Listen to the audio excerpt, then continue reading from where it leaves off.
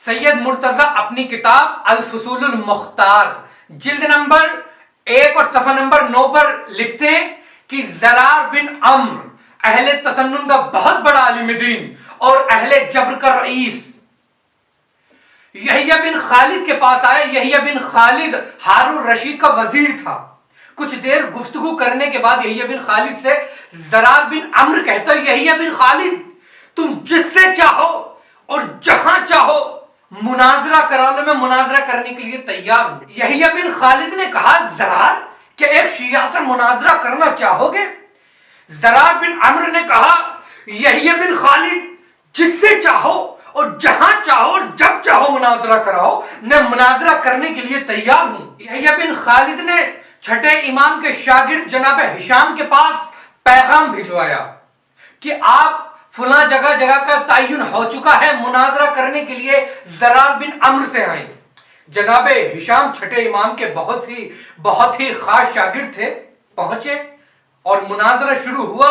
जनाब हिशाम ने सवाल किया, कहा, ज़रार, ये बताओ कि मसला इमामत में किसी शख्स की सलाहियत रहबरी को जाहिर से मालूम किया जा सकता है या बातिन से?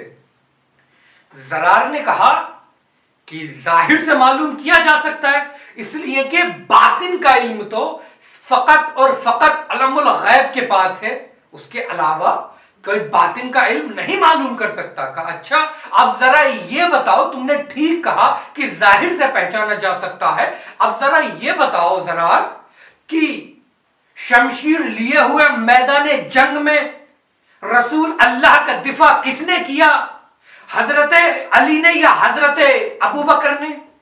अब जरा ये बताओ कि ईसारो फिदाकारी करते हुए जंग के मैदान में रसूल अल्लाह से दुश्मनी करने वाले, रसूल अल्लाह से बुग़्ज़ और हसद रखने वाले दुश्मनाने इस्लाम और दुश्मनाने रसूल को किसने तहे तेग किया?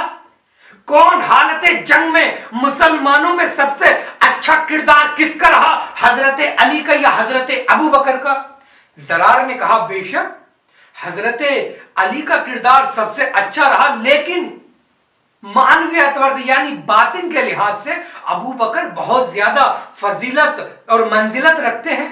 जनाब हिशाम ने कहा कि ज़रार, तुम अभी तो कह रहे थे कि किसी शख्स की इमामत के मसले में सलाहियत और रहबरी को जाहिर से मालूम किया जा सकता है, और तुम अब ये कह रहे हो कि बातिनी लिहाज से। अच्छा, ये बताओ, अगर किसी शख्स का बातिन और जाहिर दोनों पाक होना साबित हो जाए तो फिर अपने साहब यानी अबू बकर पर उनकी फजीलत को कबूल करोगे? ज़रार ने कहा, हां, मैं कबूल करूंगा। अच्छा, ये बताओ कि तुमने वो हदीस सुनी है कि जिस पर तमाम मुसलमानों का इत्तफाक है कि रसूल अल्लाह की हदीस सही है? उसने कहा, कौन सी हदीस? का वही, या अली अंता मिन्नी बेमंजिलती हारून मिन मूसा इल्ला इन्नहु ला नबी आबादी। या अली, तुम्हें मुझसे वही निस्बत है जो हारून को मूसा से थी, बस ये कि मेरे बाद कोई नबी नहीं होगा।